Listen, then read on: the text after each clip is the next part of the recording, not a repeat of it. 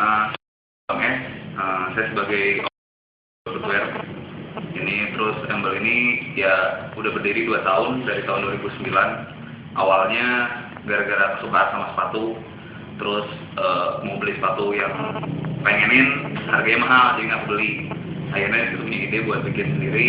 Terus pertama bikin ya 13 sepatu, itu dijualnya lewat online Kaskus, terus 3 hari habis. Akhirnya bikin lagi lebih banyak, terus rawat-rawat teman-teman di kampus, makin sini makin banyak, dan ya sekarang berkembang selama udah 2 tahun ini.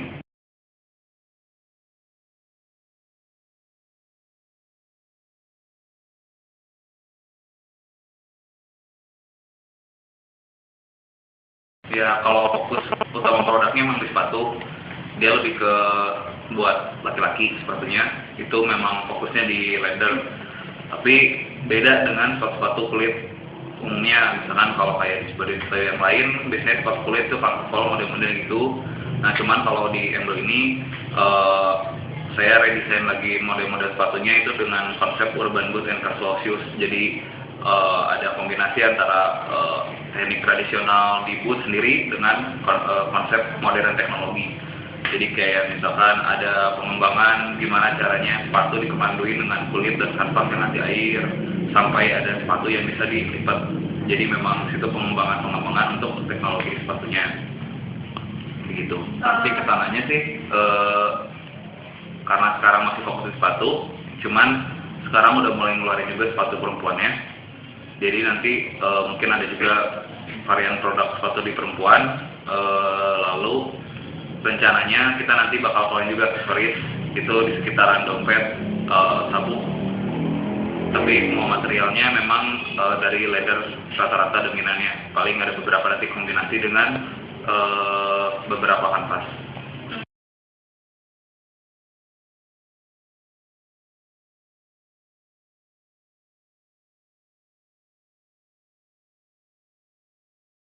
Kalau misalkan modal awal pertama kali bikin itu 1,5 juta, 1,5 juta, terus diputerin terus. Jadi saya sampai 6 bulan nggak ngambil untung, karena memang yang awalnya modal dari 1,5 saya atur perputarannya sampai jadi lebih besar.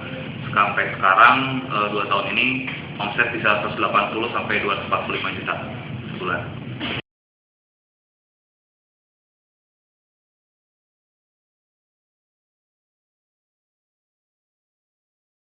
Kalau hambatan banyak.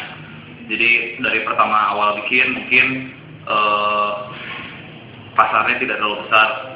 Sebenarnya bukan pasar tidak besar, pasar ada, cuman karena dulu mulai kan dari kuliah, jadi masih belajar gitu, masih coba-coba. Terus udah gitu pasarnya juga masih terserap dikit, tapi lama-lama akhirnya saya benar-benar bikin konsep yang matang, terus packing sepatunya benar-benar beda dari yang lain, dan konsisten saya lakuin. Itu akhirnya lama-lama orang tahu yang dulunya asalnya mungkin mereknya dipandang sebelah mata, tapi sekarang kalau untuk dari hal quality dan promosi, kita udah bisa sampai tembus ke Belanda, Jerman, sama Singapura gitu. Jadi sekarang orang-orang untuk beberapa segmen mereka udah tahu kalau Embel produk lokal tapi udah bisa tembus sampai ke internasional. Terus yang kedua mungkin adalah masalah bahan baku dan tenaga kerja.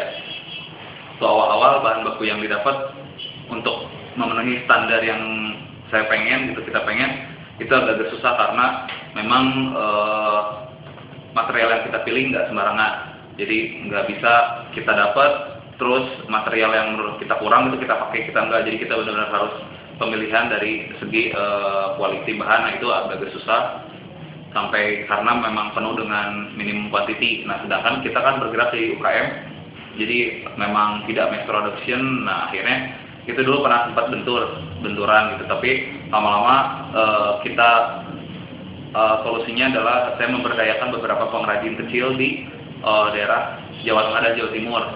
Jadi dia bisa memproduksi kuantitas tidak terlalu banyak, tapi kualitas bagus. Itu solusinya. Terus mungkin yang terakhir adalah tenaga kerja yang paling sulit. Karena memang pembuatan sepatu ini rata-rata handmade. Jadi kalau bisa dibilang 70% oleh tangan, 30% oleh mesin. Nah, jadi memang sangat tergantung juga dengan skill dari para pekerja. Nah, awalnya cari pekerja yang memang mempunyai skill dengan rata-rata yang hampir sama, itu dari kayak tingkat kerapihan, ketelitian itu memang agak sulit. Tapi lama-lama kita coba untuk bina juga training beberapa pekerja untuk upgrade skill. Itu lama-lama sekarang bisa, dan ya alhamdulillah yang dulunya sistem tenaga kerjaan benar-benar manual atau tradisional gitu kan, tapi sekarang udah pakai sistem yang lebih komputerisasi, kayak masalah gaji itu udah di atas rata-rata UMR. Terus yang dulunya pekerja kurang disiplin kayak bebas masuk, tapi kalau sekarang memang ada benar-benar jam kerja dan jam operasional, itu benar kita perhatiin. Nah, itu yang dulunya masalah, tapi sekarang kita benerin pelan-pelan. Tujuannya ya biar dari internal kita punya daya saing yang lebih buat ngadepin pasar di luar.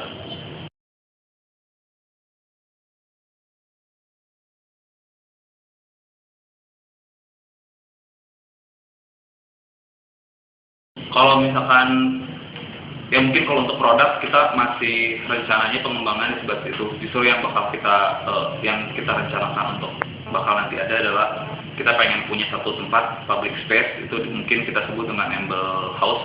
Nanti di situ kita pengen bikin yang namanya konsep store tapi dengan konsep living room, dan nanti mungkin ada galerinya. Nah, galeri ini sebenarnya kita tujuin buat untuk lebih meng-show off kalau kita adalah brand Indonesia dengan pekerja Indonesia dan bahan baku hampir seluruhnya dari Indonesia. Tapi kita bisa racik itu semua jadi satu produk yang bisa tembus sampai pasar internasional. Jadi sebenarnya lebih memberikan apresiasi kepada pekerja. Terus kita pengen juga memberitahukan kalau Indonesia itu bisa, kalau misalkan kita mau benar-benar memberdayakan dan memaksimalkan semua yang ada di Indonesia.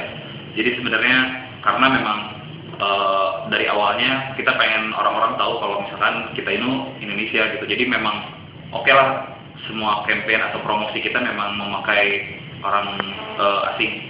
Jadi dari bahasa promosi, dari media perangkat kayak Facebook, Twitter, itu semuanya Inggris, pakai bahasa Inggris. Nah, tujuannya karena memang kita pengen go internasional. Terus yang kedua adalah semua media promosi kita semenjak 1 tahun kebelakang adalah internasional. Jadi kita selalu memakai model-model luar negeri. Syuting hampir 60% ada di luar negeri, 40% Indonesia. Itu memang tujuannya adalah karena kita pengen memberikan tes, meski brand kita Indonesia tapi kita punya tes internasional.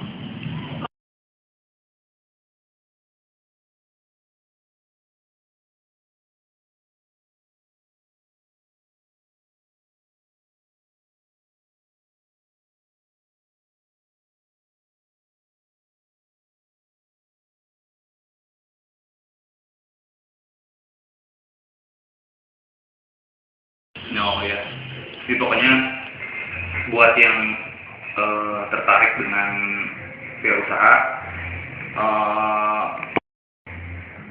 coba untuk mulai dari hal yang Anda suka, dari hal kecil. Sesuatu semuanya itu hal besar yang ada itu tercipta dari hal yang kecil. Jadi jangan takut untuk coba.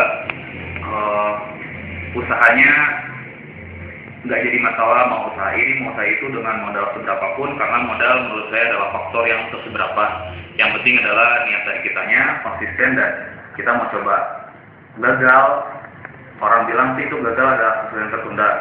Kalau saya bilang ya gagal itu proses belajar, karena dari gagal itu kamu bakal belajar satu hal yang bikin kamu untuk memperbaiki hal tersebut dan nantinya bakal jauh lebih baik. Jadi mumpung dari masih muda, coba untuk usaha dengan hal yang kecil yang sukain. Yang suka masak, coba untuk jual-jualan masakan. Yang suka baju, coba jual baju. Nanti di sini kamu bakal ketemu sendiri kalau misalkan potensi kamu dan